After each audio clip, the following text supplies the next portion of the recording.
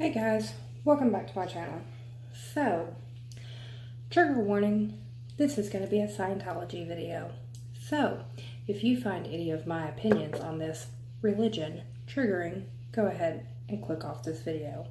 Also, if you do not like my delivery on any of my opinions on this religion, go ahead and click off this video. Now guys, with all of that out of the way, let's go ahead and get into this video. So, I don't know why my computer's being crazy, but I'm going to be covering a couple of articles that I've read. Well, one article that I've fully read, and one article that I started reading and realized it tied into the previous video, previous article that I read. If I could talk, this would be great. Anyway, and couldn't get finished with that article before I left work and decided why not go ahead and cover all this shit and get it out of the way. So both of these articles come from Tony Ortega, who does just some amazing work, and if you get a chance, check out the Underground Bunker. He does all kinds of coverage on Scientology, the whole Nexium bullshit, which I'm not even going to try to start covering, because if I do, I'll lose all of my damn mind. But anyway, so the first article that I read covers Paulette Cooper, who, I swear to God, this woman is like a trooper. I'm going to see if I can pull up that article first, because there's some things I want to go back and reference in that article, because they're going to come up in this other one. So let's see if my computer will work with us. I'll be right back. Alright guys, it'll eventually get to where it wants to work with me, but right now it's decided to take a timeout.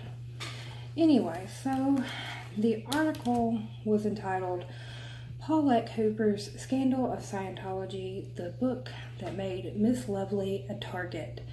It was published on 4/6 of 2019. Just in case you want to go check it out, it's a great article. So Paulette Cooper was the journalist that kicked off a shitstorm that she was not foreseeing.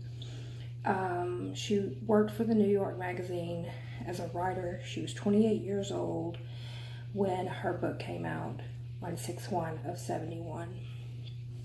Hubbard was obsessed with taking her down. Like, literally obsessed. The Guardian's office had a series of operations with the code name The Unbreakable Miss Lovely, and their sole purpose was to take down this 28-year-old journalist. And they did several sneaky things to take her down and to break her. And they almost succeeded. At one point, they almost succeeded. Paulette had to give up the rights to her book to the church in a settlement in one of her many, and I do mean many, battles with the church in court in 1976. But luckily, and there is a hyperlink to the book in Tony Ortega's article, there is a published copy of the book on the internet, and I plan to read it because I want to see this for myself. I want to see what Scientology was so scared of, what this 28-year-old woman published that had Scientology shaking in their boots. But that's a side note. Ortega goes into detail about the devotion that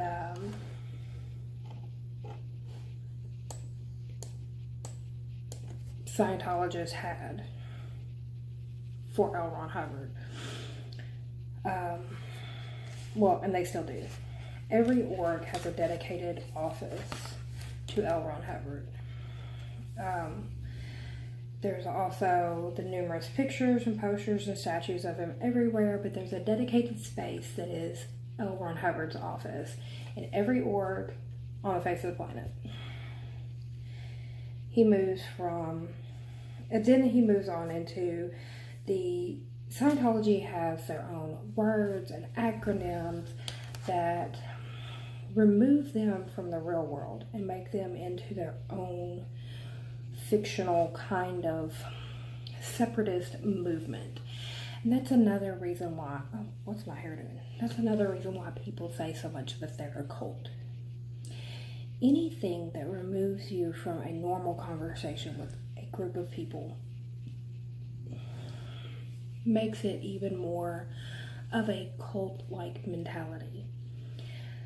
And I catch myself sometimes when I come home from work using work words, and I have to stop myself. But my work words are not that far from like real life words. You know, I mean, my work words are more legal realm words. You know, it's not like made up words. Scientology has their own like made up words, to the point Scientologists have to have a dictionary for people to learn their words. That moves you into a whole nother realm. A whole nother realm. Anyway, so Ortega then moves on into Scientologist demeanor that sets them apart from the real world, which moves further into this cult mentality. And he states that they are trained to stare relentlessly into the eyes of others and acknowledge everything that's said to them in a way that can sometimes be unnerving. Which, yes, in a normal conversation, you know, you do not just stare into the other person's eyes like, yes, I understand, yes, You don't do that. There's a give and take. You may look off to the side, you may look down, you don't just stare into a person's eyes. That freaks people out. Now then, we're going to move into sexual behavior. London Sunday Times quoted L. Ron Hubbard. I know of 4 orgs in all of our years that have collapsed or nearly collapsed, and each one was sex craze. Now, here's the thing, and I've noticed this in what I've read about Scientology and my studying into what in the hell has been drawing people into this. And I've noticed this in people that have left Scientology and the different things. There's a big obsession about sex, but there's been a big difference between how sex is handled from when L. Ron Hubbard was over it and now that David Miscavige is over it. But the Australia had an inquiry into Scientology, and they investigated and found some Scientologists believed it was all right to seduce a 15-year-old. That's just an example. A 15-year-old girl, because the Thetan has had many sexual activities, and therefore she was really over 7 trillion plus 15 years old. So it's okay. Well, and if that's the idea, what's to stop them from a 4-year-old or a 9-year-old or a... This is the reason why, and I've said it over and over and over again. Hold on a second, guys. That this is more than just the teenagers. This whole religion base is really, really pushing it on like sexual abuse of children, minors, all kinds of, it's really, really pushing it there, and I'm not very comfortable with a lot of the things that are going on. So the board was also shocked that abortions were almost regular coffee break topic at the Australian org, and they cited LRH constant mention of abortions in his writings. Duh. I mean, forced abortions were like continuous, and probably still are. They just don't talk about it anymore because they could get in trouble. Okay, I'm going to pause for a second, see if I can get this article pulled up, because I'm getting close to where I want to pull some things from the article. So give me 1 second, guys. Okay, guys. So now that I've got everything pulled up, we're going to go back up here. Now, there's one other thing that the inquiry came about and discovered. Not only were they talking about casual sex with 15-year-olds, trying to seduce a 15-year-old, but they also showed their, casual attitude towards sex in general. Where a husband was reading his wife's Scientology files in a court's office and uncovered that she was having an affair. It could have either been real or imagined with another Scientologist. And he just simply endorsed her file as lack of morals. So on the one hand, you have these sick motherfuckers talking about it's okay to seduce a 15-year-old because she's really 7 trillion plus 15 years old. On the other hand, you have this husband that's just oh, my wife could be screwing around on me. She just has a lack of morals.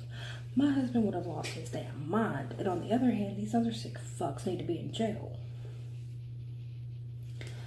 Now then, moving on into more of this language of their own. Scientologists are moving into labeling their crimes and punishments. Now, I work in the legal field, so I'm used to crimes and punishments. So bring it on. Let's talk about crimes and punishments. So they're talking about misdemeanors. I'm oh, I got misdemeanors out my ears, right? Misdemeanors. Refusing an e-meter check. Well, guess what, bro? Your leader refuses to get on an e-meter. So that's a misdemeanor right there. David Miscavige is guilty of a misdemeanor because he refuses to do auditing. Then they talk about crimes, and I'm when I hear crimes, I think of somebody broke into your house, you got beat up, your car got stolen, something like that. I'm thinking crimes, right? Heckling a Scientology supervisor. Come on now, get your life. People can have opinions of a person, and people can state those opinions, and people can tell you, hey, I don't think you're doing your job properly. But if you heckle a Scientology supervisor, that's a crime. Now, another one is a high crime. Now, in my line of work, we don't really deal with high crimes. It's more of your federal government stature kind of thing, like treason, things like that. Spying, stuff like that. But I'm thinking treason, spying, secret, selling, national secrets and shit. Yielding a Scientologist to the demands of a civil or criminal law. So you're just stating right there that it is a high crime to submit one of your pedophile Scientologist bastards to the criminal justice system, which means that these motherfuckers that are out here hitting on this 15-year-old girl because they think she's 7 trillion plus 15 years old, it's not going to get any fucking justice whatsoever. You're not going to submit him to the criminal justice system because y'all label that as a fucking high crime. Y'all put it in black and white. Y'all don't believe in that shit.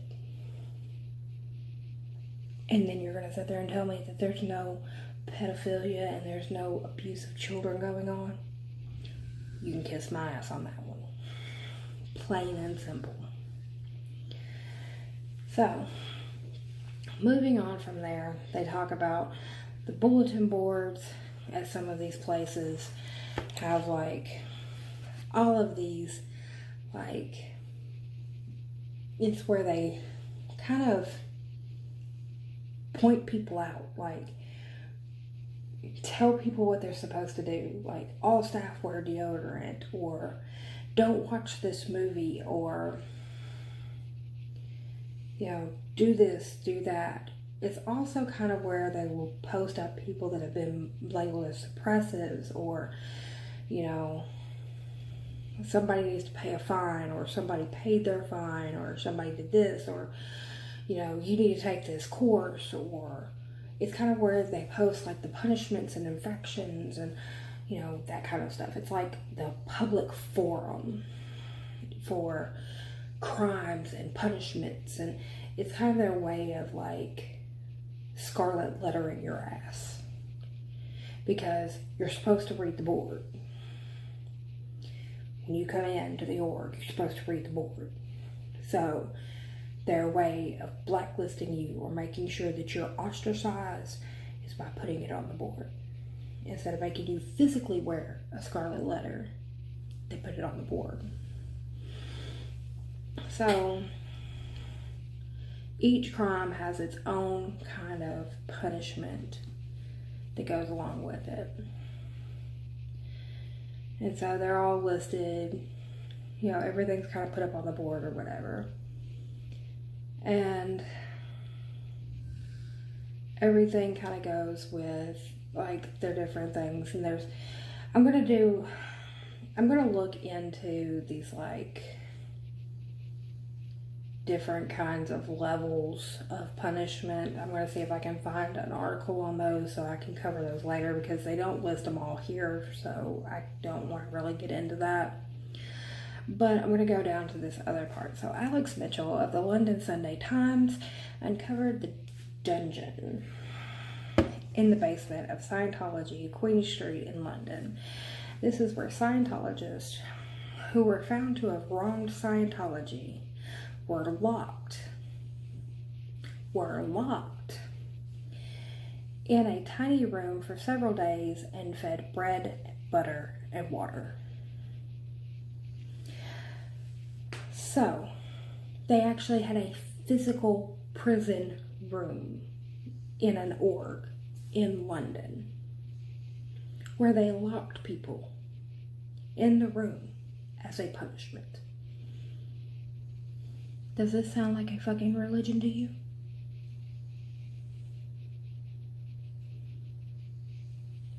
That'd be like saying, I attend such and such Southern Baptist church, and I didn't do my 10% tithing this week, so I had to get locked in the tool shed, and they fed me rice and water all week. That shit doesn't happen any fucking where else. No other church does this shit.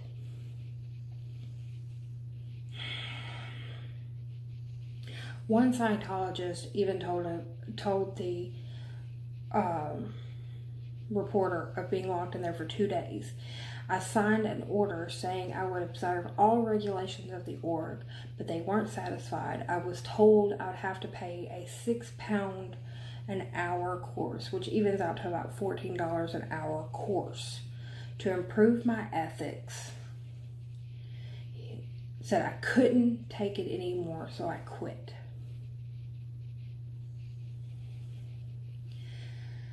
So, Paulette Cooper's book was called The Scandal of Scientology by Paulette Cooper. It says a chilling examination of nature, beliefs, and practices of a now religion. So Google that on Facebook if you can't pull up Tony Ortega's blog. Read that book, because that was enough of a scandal that they tied this woman up into court battles for years. Moving on. So there are 2 types of people Scientologists want to attract. One is children and the other is celebrities. So LRH wrote that serious processing shouldn't be done before the age of 5.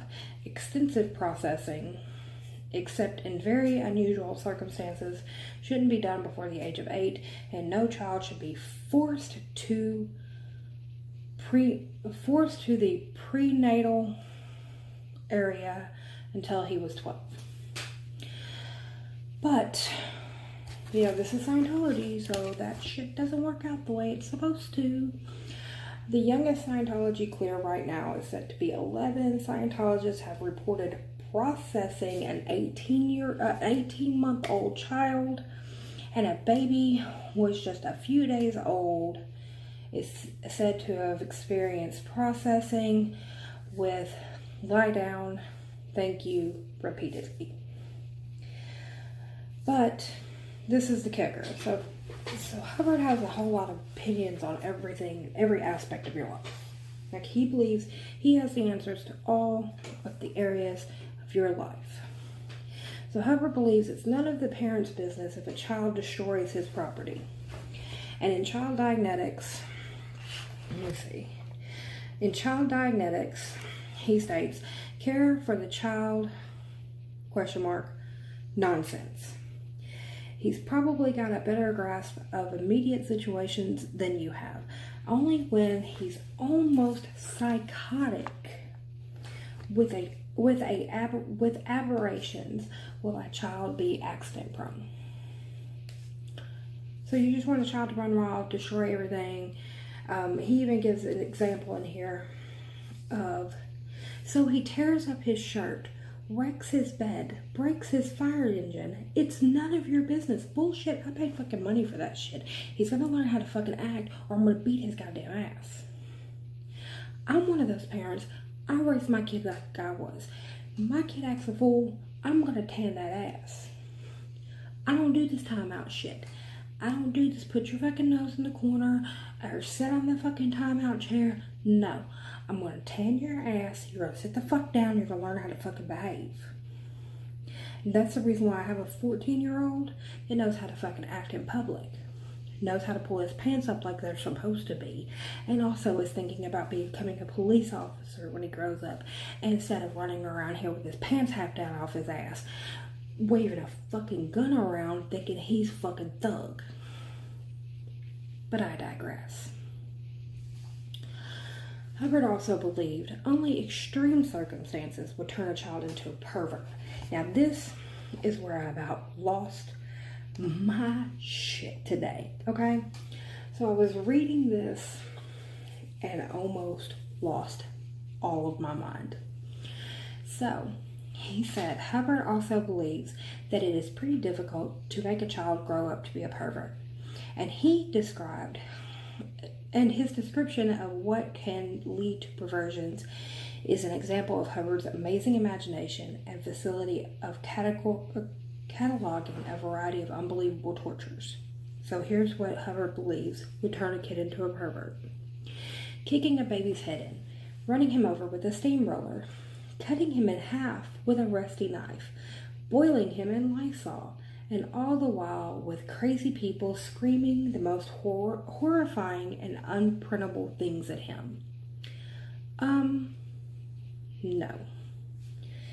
Actually, I did a lot. I was a psychology major as an undergraduate. One of the classes that I took when I was going through my undergraduate degree was a class on serial killers. And when I was growing up, serial killers were kind of like my thing, because I always wondered, how the hell do people just and become serial killers? And really and truly, you could take two people, put them through the same exact life event. One person will come out okay. Yes, they had to go through some horrific bullshit, but they're going to come out and make a life for themselves and be okay. The other person is going to be a complete shit stain on humanity. It's going to come out and murder 30 people. Why? Really and truly nobody fucking knows.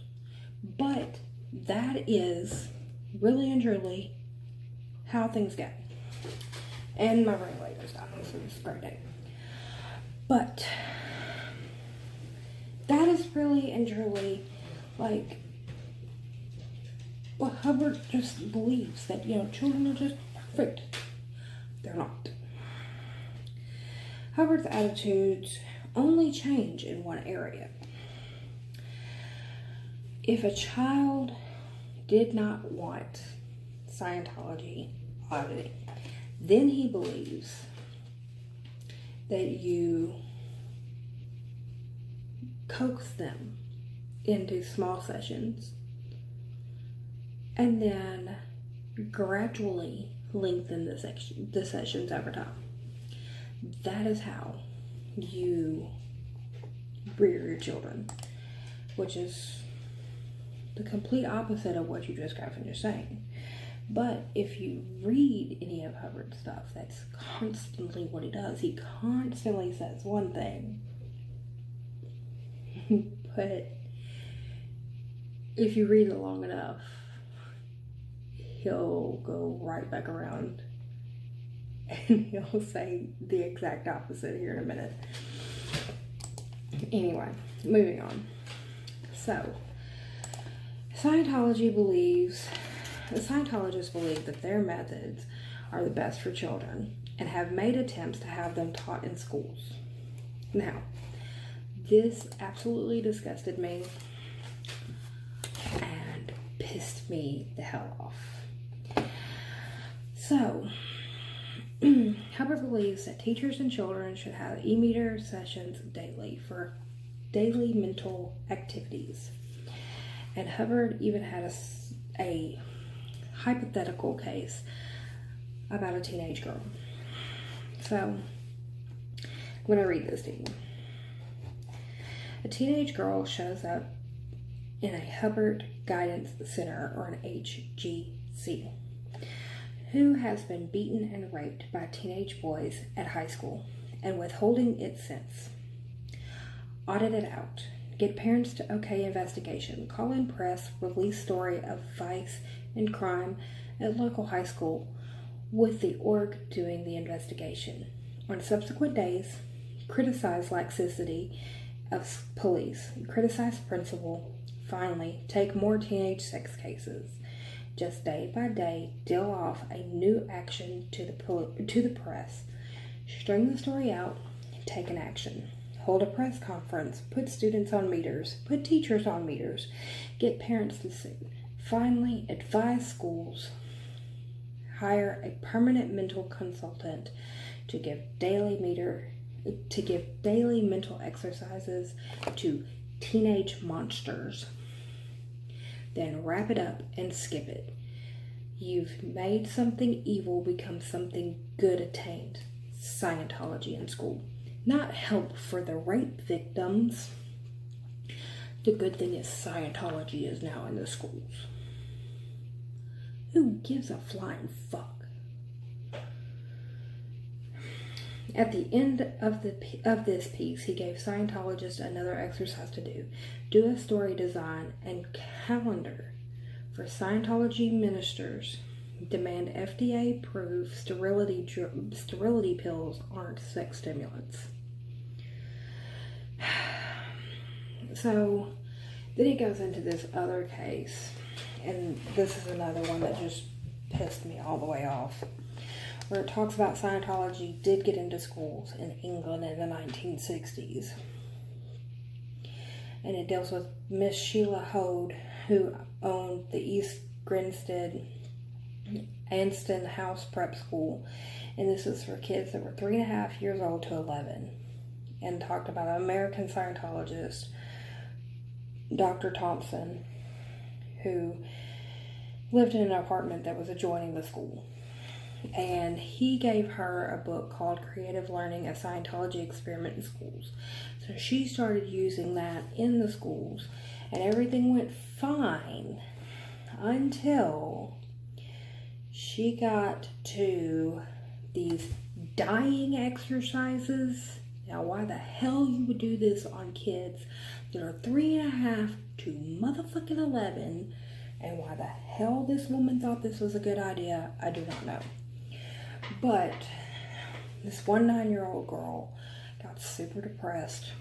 Her parents took her to the doctor because, like, she kept telling them, don't tell anybody.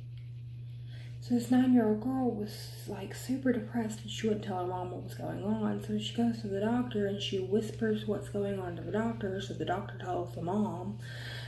And so the mom tells other parents, another kid tells her mom, and all hell breaks loose. Parents start jerking their kids out of the fucking schools, and it was insane. And it was a rumor for a very long time that this was like a thing in English schools. So, like, Scientologists were like, oh no, that's an outdated practice. We don't do that. No, that's not us. No, that's not us. But of course it was, because, I mean, Scientology wasn't around for that fucking long. I mean, Scientology's been around since like 1951. This was 1960. It's not an old practice. You know, you can't be like, oh, that's a 10-year-old practice. Bitch, you've only been around for 9. Blow me. So that was a thing. So then let's move into celebrities. They actively solicit celebrities, but their reason for actively soliciting celebrities is kind of a twofold thing. One, it's money, but two, it also gets the kids in, because celebrities, everybody looks up to celebrities, so it brings more people in. Anyway, so it kind of goes through like a list of people that they wanted to get in, and their whole Project Celebrity thing that they had going on in the early years. It's not really that big of a deal, but here's the one that got me. And I'm going to pause for just a second because my ring light's seriously dying now, so hold on a second. Okay guys, so here's the one that seriously cracked me up, and I died laughing at this one. So they list off like all these really famous people. I'll give you a couple of them. They were seeking out, he wanted to get in like Ed Sullivan and let's see, Bob Hope, Pablo Picasso, Walt Disney, Milton Berle, Jackie Gleason, Red Skelton, Groucho Marx. I mean, like, big name celebrities for the time. You gotta think, this is the time. So these were the kind of celebrities that he was seeking out, right? Okay, so let's talk about the one celebrity that you'll never hear Scientology admit was in Scientology. And this one cracked me up because I've read, I think, almost everything. Okay, so apparently my camera said, no more filming. Okay, so, like I said, I think I've read almost everything published on this man, and I didn't know this myself. So, one celebrity that Scientology will never claim is Charles Manson. So, Scientology offers programs in prisons. You know, kind of reform them, bring them out, whatever. So Manson became interested in Scientology while he was at McNeil Island Penitentiary in Washington State. This is before, you know, the infamous murders that made him famous. After he was released from that penitentiary, he went to LA. He attended several Scientology parties and events before they opened the big celebrity center there in LA. When they did the raid of the infamous ranch, they found a lot of Scientology literature, and now they said a lot of things about Manson and his kind of Scientology stint. One of the things was that, you know, it's believed that he could have been declared as a suppressive person by Scientology, And this is something I'd never heard of, was a subgroup of Scientology called the Process. So it is said that he could have possibly been declared a suppressive person by Scientology and joined the Process, which was a subgroup of, well, it had broken off from Scientology and was more of a sex and Satan group, kind of based off of some of Scientology's ideas, but more left-wing, shall we say. But yeah, so that was something I did not know. And I think I've read almost everything ever published about Charles Manson, including the book that he had somebody write. It's kind of like a ghost-written autobiography that was quite interesting. But kind of around the same time, there's a bit of publicity Scientologists were not too pleased with. And this is concerning 3 murders that happened in LA. And no, this is not surrounding Charles Manson either. Two of them were Scientologists, and I'm just going to kind of read from Tony Ortega's blog. It says, according to the New York Post, all 3 were brutally beaten, ritualistically stabbed, had their right eye cut out, were dumped 100 yards from a Scientology commune. One of the girls, Miss Doreen Gall, 19, who came from New York to study Scientology, was naked except for a strand of Indian beads. The boy, James Sharp, was 15 years old. The third was unidentified. Doreen Gall's father allegedly told the New York Post reporter that she had lately become disenchanted with Scientology. So then that is going to lead to this next section. So this next section is going to be about John McMaster. So at this time, John McMaster was the first person to go clear, and he was groomed by Hubbard to take Hubbard's place in Scientology when Hubbard died. So this dude was like top brass kind of motherfucker. McMaster came out and stated, I shall never withdraw my allegiance to Ron or Scientology, but announced that he was leaving Hubbard's ships to spread Scientology to Africa because of his horror at what such people in the Sea Org could do to mankind. He also criticized Hubbard and Scientology for their savage, vicious ethics. Somehow we are violating our basic ethics for such things to happen to us. And he was referring to the 3 people that were killed and dumped near the commune. These last 2 ghastly murders of our students, one of whom is a clear, which was the Doreen Gall. She was a clear, and with her being murdered, he was just like, this has to be a sign. Need never have happened if we hadn't been mocking up enemies so solidly. So that's going to end that article. So that just shows you kind of like that time period, like the 60s and 70s, about what was going on in Scientology, how things were going, what people's lives were like. And we're going to kind of take that and we're going to flip over to this next article. And you're probably going to look at me and go, how the hell is that going to mash up? Because I'm fixing to read you the title. Scientology Policy is to investigate rape victims seeking help. 1963 document reveals. So, we were just talking about Paulette Cooper and what was going on in Scientology in like the 1960s, 1970s era of Scientology, and how kind of crazy things were, and like, some of these weird, insane type things, right? So, And I was like, oh, okay, this is a cool article. We're going into the Danny Masterson bullshit.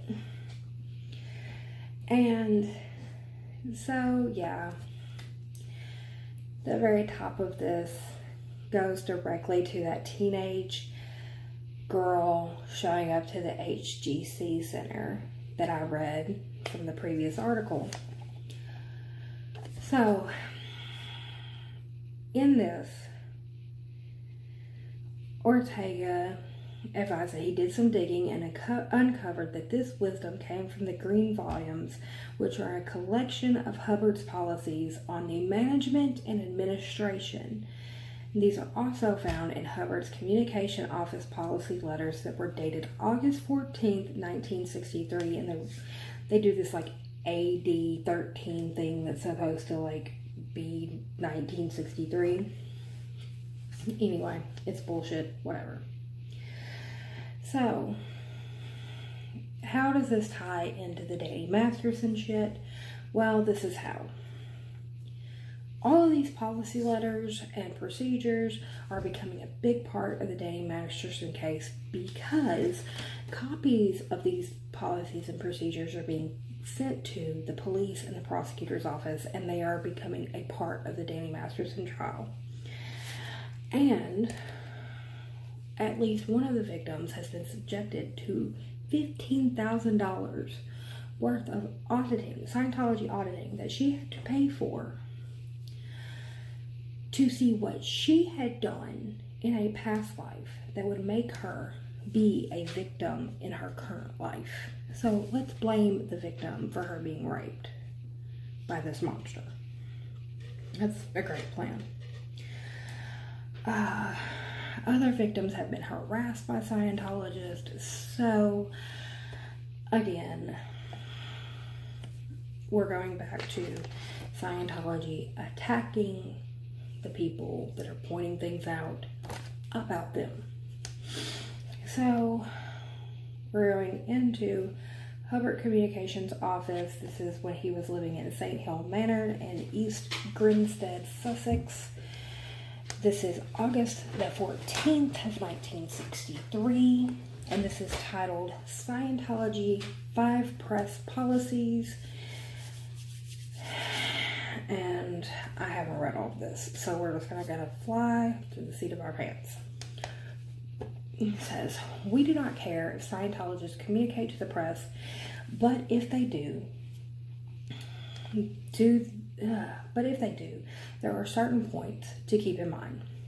Certain vested interests, mainly the American Medical Association, a private healing monopoly. No, that's the American Medical Association. That is the leading American association for medical interest in our country. So no, that's not a private association. Wish to do all the possible harm to Scientology movement over the world in order to protect their huge medical psychiatric income and desire monopoly which runs into the tens of billions annually. In their congresses, they complained that we and people like us cost them $1.1 billion a year and that they don't receive. Their sole interest is income.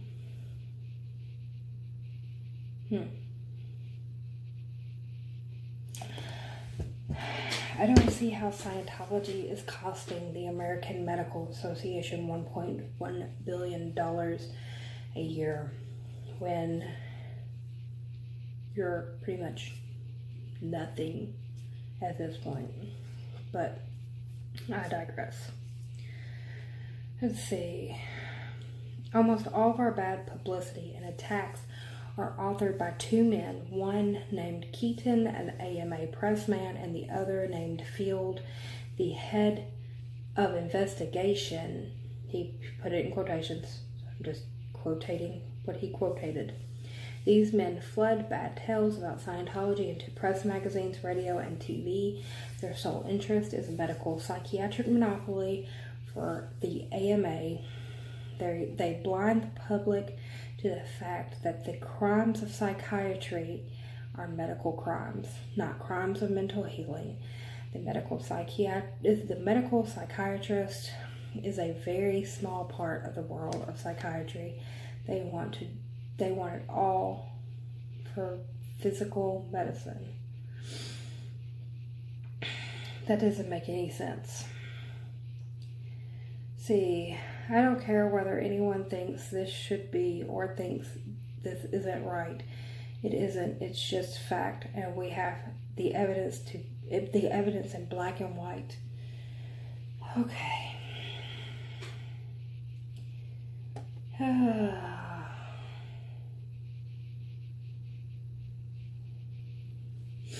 He doesn't make any sense. Medical doctors practicing psychiatry are peculiarly vulnerable. Their physiological technology belongs to the 19th century. It has innumerable crimes on its hands. Hitler and Stalin held power through medical psychiatry. They associate themselves chiefly with the rich and powerful.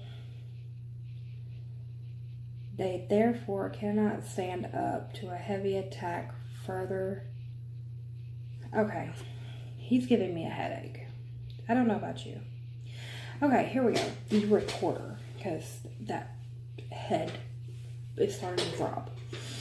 I don't know. The reporter who comes to you, all smiles and withholdings, wanting a story, has an AMA instigated release in his pocket. He is there to trick you into supporting his preconceived story. The story he will write has already been outlined by his sub-editor with old clippings and AMA releases. He probably knows, as well as you do, that you are decent and effective. He has no power whatever to alter the preconceived story he has been ordered to write. If he were audited or otherwise totally convinced of the great value of Scientology, he would still write the same critical story. If he didn't, he would probably get sacked. So the time you spend trying to convince him of your decency and effectiveness is wasted time. He wants a story. The only ways to handle him are to eject him or give him a story that he thinks is a story. There is no halfway measures. If he publishes outright lies, sue his paper for libel if you like, but don't be afraid of what he will write. Central organization income usually rises during bad press campaigns, so he can't really harm you whatever he does or says. Your job minimum action is to refuse to be led into utterances that can be misconstrued. Contrary to what he may want to believe, press doesn't always mold public opinion. That's pretty true. I'll give Elmore Hubbard that one. I don't generally listen to the things in the press. I kind of dig through, read a bunch of different things, research about a bunch of different things, and make my own opinion. And my opinion is Scientology is a cult. Moving on. No bad product sells, no matter how much advertising it buys or how much good press it has. Bigger than press is word of mouth. If advertising products don't have good word of mouth, they don't sell. Blah, blah, blah. Okay. He kind of just keeps repeating himself over and over again. Story rules. If you want to give him a story he will publish, you have to know these rules. If they are the rules he follows. The rules of newspaper writing today are very exact, and this is probably a far better analysis of the rules than he has, so you could surely win. To be printed, a story must contain one or more of these things: harm, blood, violence, damage, death, or scandal. 2, sex. 3, money. 4, big names. 5, the story must be written to invalidate something. 6, the story must contain controversy. 7, a story must contain 2 opposing forces. Let's see, dialectic materialism is the basic philosophy used by the society at the time. The philosophy is crudely stated in the following statement: it takes 2 opposing forces to produce an idea. The Scientologist recognizes this as RIs and a GPM, but it is real to editors as truth. Don't know what the hell that is. Therefore, a great story to a newspaper man contains nearly all of 1 to 4 above and 5, 6, and 7. This is a formula on which modern newspapers operate. They don't publish any other kind of news story. You could be elected Queen of the May, and the headline could be "Controversy Rips Queen Election, Sexual Bias Hinted." If you inherited $1 billion happily from your uncle who loved you and were all set to help the millions with it, the news story would be "Foul play hinted in uncle's death, rights of heir challenged, sex life probed." And that is the isness of the theta called news. He's just insane. How does anybody follow this? Here's another one. A Scientology liability. If you give him a story at all, the reporter must wind it into the above formula, or it won't be published. He may not even be after you or mad at you. He just has to write a story along the above lines. If you talk only about Scientology according to 7, he must furnish another terminal. So he adds in the public and makes Scientology opposed to the public interest. He has then no choice but to make Scientology dangerous to the public, as he has a rule in 1 about harm, and he can find no blood. He is driven to inventing something that harms something or has harmed something. In 2, he must have sex, so he has to invent some sex. In 3, he has to talk about our fees, because money is a great story requirement. In 4, he has to have names, so he has to use my name as the best one known regardless of the other people in Scientology. In 5, he has to make 1 to 4 invalidative of Scientology, if that's the only item there, and he expects the public to buy his paper, so he can't invalidate the public. In 6, he has to imagine something questionable, or say we're controversial, as he must have a controversy. This makes things timely and interesting for his editor. And as I said above, he has to have 2 forces, so he has striven to use the public as the other one to oppose Scientology. Like I said, he keeps repeating the same shit over and over again. We've already covered this. Move the fuck on. Oh, here we go. A good story. The best story you can hope for from modern press would have to have all of the above elements. This sounds deadly for us, but it really isn't. All we have to know is their formula, release our own stories using it, and be sure it isn't us to which they assign the blood, sex, money, and names. Let it be somebody else's blood, sex, money, and names. Actually, we are pretty dull on the first 4 points. We're too decent. We give too much service. They have to imagine bad things to get them in it all. So let's use the formula if we want to press them for more accurate viewpoint. So then he goes through drills. I'm not reading that crap. That looks really hella boring. And that's the end of it.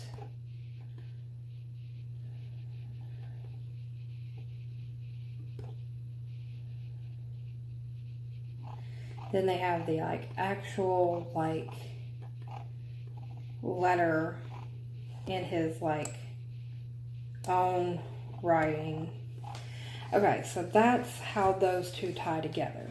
And so what they're saying is, with this whole Danny Masterson thing, is because these women came out to speak against Danny Masterson. Danny Masterson is one of their celebrity Scientologists.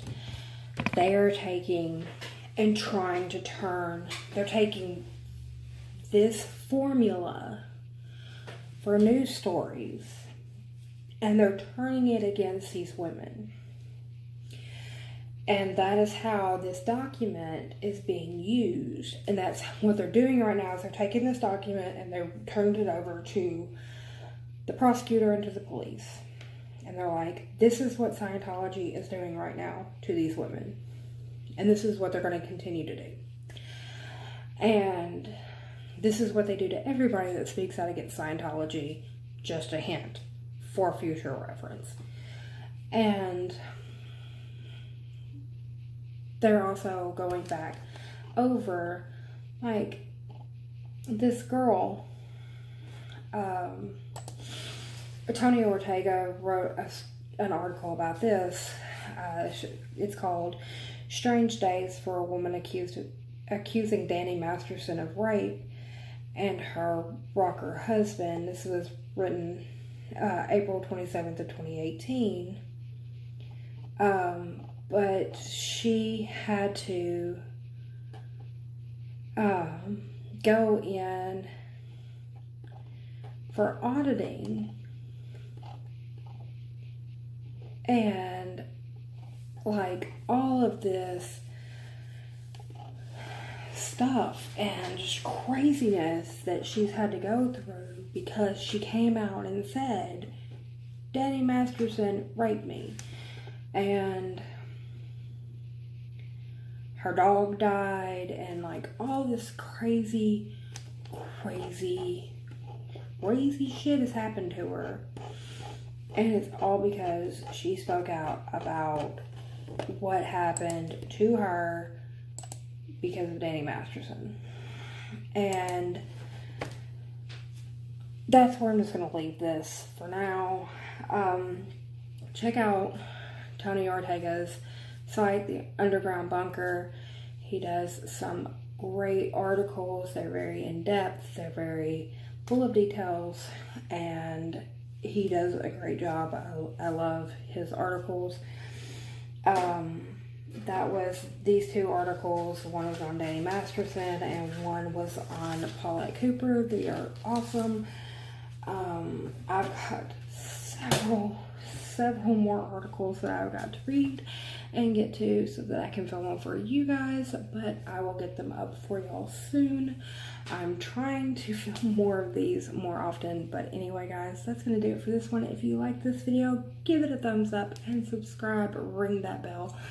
I try to post these at least once a week. I'm going to try to do it more, but anyway, if you have any questions, comments, concerns, or articles you want to see me cover, post them down in the comment section down below, or look in the description box. You can find my Facebook, Instagram, and Twitter, all linked down below. Just drop me an article or leave me a comment, and I will get back to you soon. That's going to do it for now. I'll see you later, guys. Bye.